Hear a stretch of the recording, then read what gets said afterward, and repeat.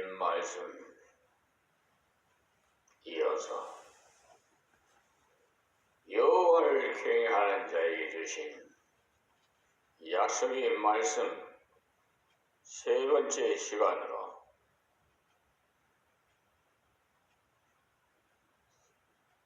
이사야 33장 3절 말씀부터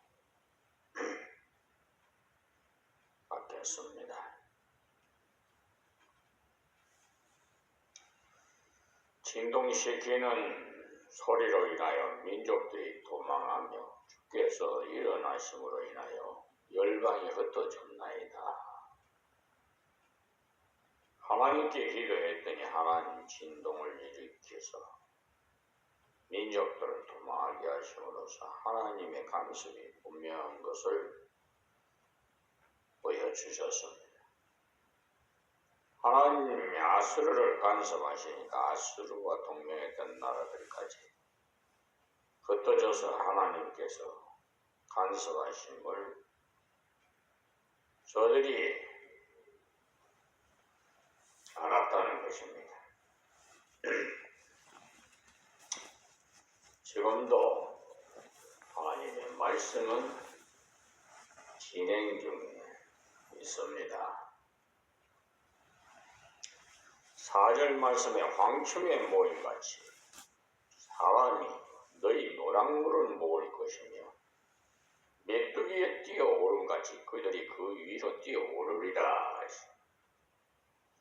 아수르 사람이 도망갈 때 이스라엘 백성들이 일어나서 아수르에게 빼앗겼던 물건들을 다시 찾는 회복을 주실 것을 말씀했습니다. 그런데 여기에 메뚜기에 뛰어오름이나 황충의 모임같이 아수르를 치는 자들이 아수르 군대가 가지고 있던 모든 물건을 노랑물로 모두 얻는다고 했어요. 그러나 우리나라 사람은 메뚜기나 황충에 대해서 말씀해도 그것이 무슨 뜻인지 잘 알지 못해요. 우리는 그냥 배에 있는 메뚜기를 잡아서 병에 넣던 그런 낭만적인 그런 생각을 하지 메뚜기의 위력을 잘 몰라요. 중동 지방에서는 메뚜기가 한번 날았다 하면은 하늘이 잘 보이지 않을 정도입니다. 한번 황충이나 메뚜기가 날아와서 앉았다 하면은 밀 잎이고 뽕나무 잎이고 무화과 잎이고 무엇이든지 남기지 않고 뜯어먹는다고 했어요. 심지어 나무 껍질까지 깎아 먹어버린다. 그래서 이 메뚜기는 큰 재앙으로 사용되는 굉장한 세력입니다. 주님께서 함께 하시니까 하나님 백성의 위력이 굉장해서 메뚜기 같고 황충이 같아서 불가항력적이더라는 것입니다. 아수르가 이스라엘을 괴롭히더니 오히려 크게 당하도록 하겠다는 것. 그래서 황충이 모일 때 갑자기 모이는 것 같이 아수르의 재물을 노랑물로 모으려고 이스라엘 백성들이 모일 것이라는 말입니다. 그러니까 4절은 승리해서 노랑물을 취하고 회복을 주시게 될 것이라는 말씀이죠. 그리고 5절 말씀은 여호와께서는 지존하시니 이는 높은 데 거하심이요. 아멘. 하나님의 백성이 하나님의 능력으로 승리를 통해서 깨달아지는 것이 바로 하나님의 지존하심입니다. 하나님은 높은 데에 거하셔서 세계의 만방을 다 다스리신다는 것을 절실하게 깨닫게 된다는 겁니다. 공평과 의로 시온에 충만케 하심이라 했습니다. 그러니까 하나님께서 진리대로 다스리시는 증거를 시온, 즉 이스라엘에 충만케 하셔 보여주시더라는 거죠. 이런 은혜를 주시니 이스라엘이 그 은혜를 크게 누리는데 그 내용이 다 다음 절에 말씀하십니다. 6절에 너희 시대에 평안함이 있으며 구원과 지혜와 지식이 풍성할 것이니 여호와를 경외함이 너의 보배니라. 아멘. 이 말씀 귀담아 들으시기 바랍니다. 여호와를 경외함이 너희 보배니라. 하나님께서 승리와 회복을 주시고는 또 평안을 주셔서 하나님께서 성도에게 은혜로운 관심을 가짐으로 같이 해주시는 증거를 주시겠다. 그리고는 그 승리와 평안을 하나님께서 주셨구나 하는 것을 깨닫게 하시겠다는 겁니다. 하나님의 은혜를 받고도 깨닫지 못하면 감사도 모르고 기뻐하지도 못해요. 하나님의 은혜 주심을 깨닫는 지혜가 있어야 감사하고 만족할 수도 있어요. 지혜란 배워서 되는 것이 아니고 속에서 깨달아지는 겁니다. 성도에게 성령께서 생활 속에서 깨달음을 주시는 거예요. 하나님께서 이런 승리를 주셨구나. 깨닫게 되는 지혜를 풍성히 주실 것이고 또 지식도 풍성할 것이라고 했는데 지식이란 배워서 아는 것이지요. 이사야가 하나님의 예언을 받아서 가르쳐 줄 때 알게 되겠다는 겁니다. 그러니까 지혜와 지식이 함께 있으니 그야말로 귀한 겁니다. 스스로 생각해서 깨달아지기도 하고 남에게 배울 때 빨리 알아듣기도 하는 이 두 가지를 겸비했다면 그야말로 원만한 인격의 소유자가 되는 것입니다. 그런데 머리 좋은 사람이라도 겸손하지 못하면 많은 것을 배울 수 없어요. 그런 사람은 교만하기 때문에 배우고자 하지 않기 때문입니다. 그런데 지혜 있는 자가 겸손하면 많은 것을 배움으로써 유능하게 일할 수 있는 자격을 갖춘 자가 되는 것입니다. 그러므로 주신 말씀의 중심이 하나님의 은혜에 감격해서 감사하며 순종하는 자에게 지혜와 지식이 풍성하게 하시고 평안함을 주신다는 것입니다. 이것이 성도가 사모해야 할 여호와를 경외하는 삶인데 성도에게는 가장 귀한 보배라는 사실을 아시기 바랍니다. 하나님을 경외하며 이렇게 사는 것이 너무나도 귀하기 때문에 보배라는 거죠. 여호와를 경외하는 것만 있으면 승리도 없고 회복도 없고 평안도 없고 지혜도 없고 지식도 얻으니 그야말로 큰 보배인 겁니다.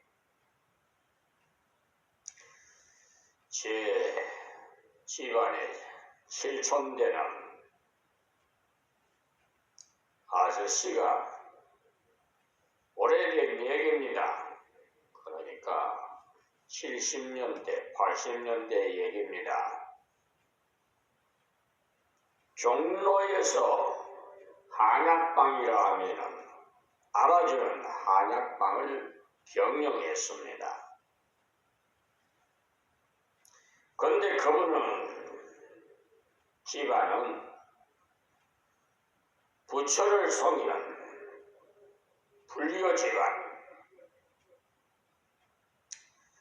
그런데 그 중에 딸이 호주로 시집을 가서 삽니다. 그런데 그 딸이 예수를 믿어요. 하나님을 믿었습니다. 그래서 딸이 아버지, 어머니를 위해서 기도를 했겠죠. 구원시켜달라고. 아마 그런 집안이 많을 겁니다. 그런데 어느 날 호주에 사는 딸이 부모님을 초청해서 호주를 가게 되었는데 갑자기 풍이 걸렸어요. 아니, 한약방 원장이 풍이 걸렸어요. 종로에서 종로 한약방이라면요, 알아주는 한약방이고 엄청나게 돈 큰 한약방에 돈도 자루로 끌어담는답니다. 제가 그것을 직접 알고 있으니까요. 그 사에서 뭐 나무뿌리 뭐 캐다가 뭐 돈 몇 푼 안 주고 사다가 아주 그냥 돈을 자루로 끌어담을 정도로 아주 그냥 물질이 풍부한 집안이에요. 그런데 풍이 많았어요. 그래서 꼼짝다시에 의사가 하는 말이 비행기를 못합니다. 그런데도 난 집에 가야 된다고, 한국을 가야 된다고. 움직이지도 못하는 그 육신을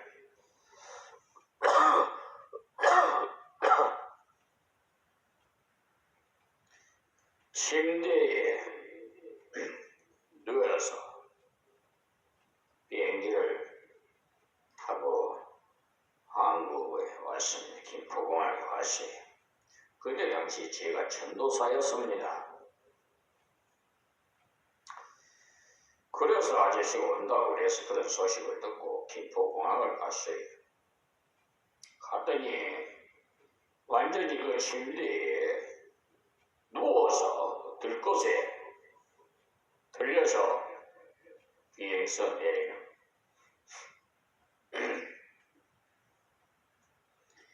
그분을 집으로 옮겨서 기도를 드리고 예배를 드렸습니다. 일주일에 2번 정도 계속 가서 신방하고 기도하고. 그런데 그 집에서 질천 아주머니가 절에 가서 우리 아저씨가 이렇게 호주 가서 풍을 맞으면서 움직이고 나니까 그때 500만 원이면 엄청나게 큰 돈입니다. 500만 원을 드릴 테니까 살려달라. 그러니까 중요한 말이 저는 자신이 없습니다. 그래요. 장담을 할 수가 없습니다. 그 말이죠.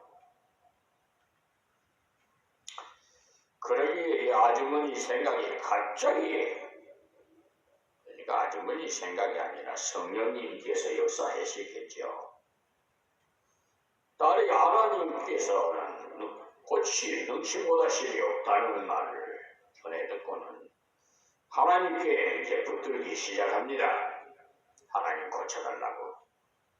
그래서 그전에는 맹대하던 아저씨도 내가 가면은 그렇게 반가워하고 눈물을 흘리고 회개하는데 기적이 일어났어요. 그것이 일어나서 거동을 하게 되고 살아났습니다. 자, 그러니 이제 그분의 그때 집안이 그때 당시에 70평이라는 아파트에서 어마어마하게 부자니까 한쪽에다가 절간을 만들어놨어요. 절땅인가 뭐.